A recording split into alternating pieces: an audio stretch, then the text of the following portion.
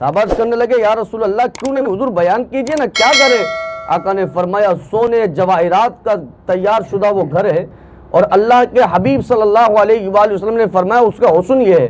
ہمارے گھر اندر سے اچھے ہوتے ہیں، نارملی باہر سے اچھے نہیں ہوتے ہیں، اندر سے اچھے ہوتے ہیں۔ میرے آقا نے فرمایا جنت میں جو اللہ نے گھر بنایا ہے اس کا حسن یہ ہے کہ جتنا اندر سے حسین ہے اتنا ہی باہر سے حسین ہے،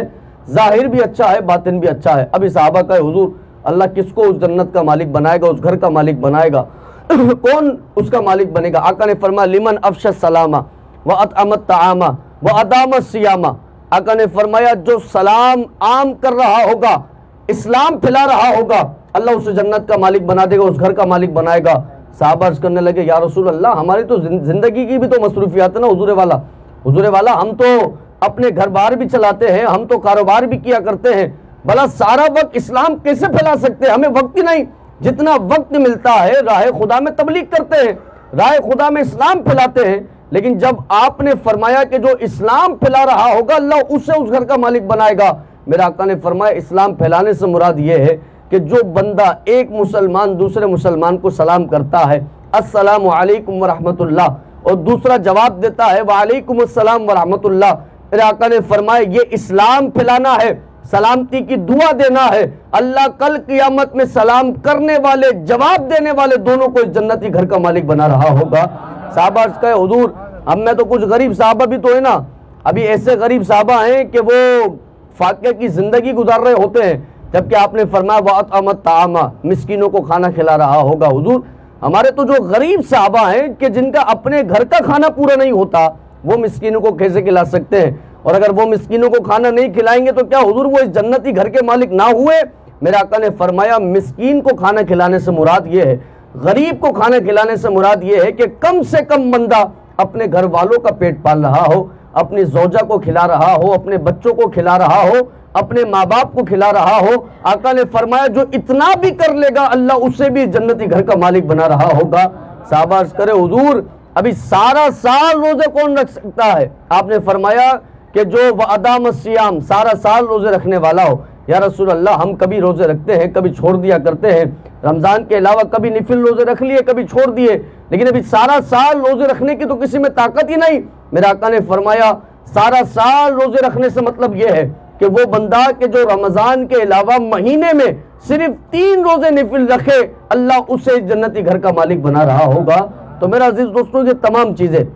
اس بات کی دلیل ہے کہ حضور نے اپنی زبان اطہر سے بیان کر دیا کہ تو جس دین پر قائم ہے یہ دین لازمی طور پر کل قیامت میں تجھے ان تمام چیزوں کی ملکیت اللہ تجھے عطا فرما رہا ہوگا، جنت میں اعلیٰ معیار عطا فرما رہا ہوگا۔ اور ایک واضح دلیل حضرت بلال حبشی رضی اللہ تعالیٰ عنہ حضور کے سامنے موجود ہے۔ میرے آقا نے فرمایا بلال میں نے تیرے لیے ایک بات دیکھی ہے اور اس بات کے بعد میں تجھ سے پوچھنا چاہتا ہوں کہ آخر تیرا کوئی ایسا خاص عمل کہ جس کی وجہ سے تجھے اللہ نے اتنا بڑا مرتبہ دیا جو اب میں تجھے بتانے جا رہا ہوں۔ حضرت بلال حبشی فرماتے حضور میرا عمل تو یہ ہے کہ میں جب بے وضو ہوتا ہوں تو وضو کر لیتا ہوں اور وضو کے بعد 2 رکعت تحیۃ الوضو شکرانے کے طور پر اللہ رب العزت کو سجدے بھی کر لیتا ہوں، نفل پڑھ لیتا ہوں، یہ میرا عمل خاص ہے۔ میرے آقا نے فرمایا ہاں اسی وجہ سے میں جب جنت میں چل رہا تھا تو اپنے آگے تیرے قدموں کی آہٹ کو محسوس کر رہا تھا، اسی وجہ سے کہ یہ جو تو عمل کرتا ہے یہ یہاں بیٹھے بیٹھے بلال حبشی کو جنت کی بشارت دینا اس بات کی دلیل ہے کہ جس دین کو بلال نے قبول کیا ہے، جس کلمہ توحید پر بلال قائم ہے، میرے آقا نے انہیں مطمئن کر دیا ہے کہ یہ کلمہ توحید نہ تجھے کبھی یہاں رسوا کر سکتا ہے، نہ قبر میں رسوا کر سکتا ہے، نہ حشر میں رسوا کر سکتا ہے۔ تو بس اس دین پر قائم رہے اور قائم رہ کر دنیا سے چلا جا، اللہ نے دونوں جہاں میں تیرے بیڑے کو پار لگا دینا ہے۔ تو میرا عزیز دوستو دین اسلام، اور دین اسلام کیا ہے خوبصورت ہے۔ میرا آقا کریم صلی اللہ علیہ وآلہ وسلم کے پاس ایک شخص آیا،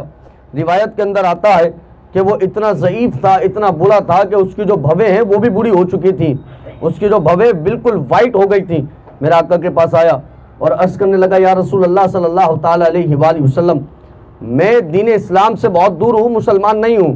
میں کافر ہوں، لیکن سوال یہ ہے کہ میرے گناہ حالت کفر میں اتنے ہیں، ایک مسلمان کے گناہ ہوتے، ایک کافر آ رہا ہے جو اپنے گناہوں کا اعتراف کر رہا ہے۔ کہا حضور میرے گناہ اتنے ہیں کہ اگر ساری دنیا کے انسانوں کو میرے گناہ بانٹ دیے جائے نا تو اللہ ہر ایک پر عذاب نازل کر دے، اتنے میرے گناہ ہیں۔ میرے آقا نے فرمایا چاہتے کیا ہو؟ کہا حضور والا میں یہ چاہتا ہوں، یہ بتائیے آپ جس رب کی عبادت کرتے ہیں کیا وہ رب اتنے گناہ معاف کر سکتا ہے کہ اگر میں سارے گناہوں کو، میرے سارے گناہوں کو دنیا کے ایک ایک بندے کو دے دیا جائے، اللہ سب پر عذاب نازل کر دے، اتنے میرے گناہ ہے، ساری زندگی جوانی بڑھاپے میں نے گناہ میں گزاری ہے، تو حضور بیان فرمائے کہ آپ کا رب یہ تمام گناہ معاف کر سکتا ہے؟ میرے آقا نے فرمایا تم ایک عمل کرنا، اس عمل کے بدلے اللہ نے تمہارے سارے گناہ بخش دینے ہیں۔ وہ بولا شخص کہنے لگا حضور عمل کیا ہے؟ میرے آقا نے فرمایا تو لا الہ الا اللہ محمد رسول اللہ پڑھ، اللہ نے تیرے سارے کبیرہ صغیر گناہوں کو معاف فرما دینا ہے۔ کلمہ توحید پڑھ لے، مسلمان ہو جا، اللہ نے سارے گناہوں کو معاف کر دینا ہے۔ وہ کلمہ توحید پڑھ کے مسلمان ہو گیا۔ اب جب جانے لگا نا، حضور نے فرمایا ٹھہر جاؤ، تمہیں دین اسلام کا ایک اور حسن بیان کر رہا ہوں کہ ہمارا دین یہ اسلام کتنا پیارا مذہب ہے۔ میرے آقا نے فرمایا ایک تو نے کلمہ پڑھا جس کی وجہ سے اللہ نے تیری زندگی کے جتنے بڑے بڑے گناہ تھے تمام گناہوں کو معاف کر دیا ہے، لیکن اب سن، جب تک تو مسلمان رہے گا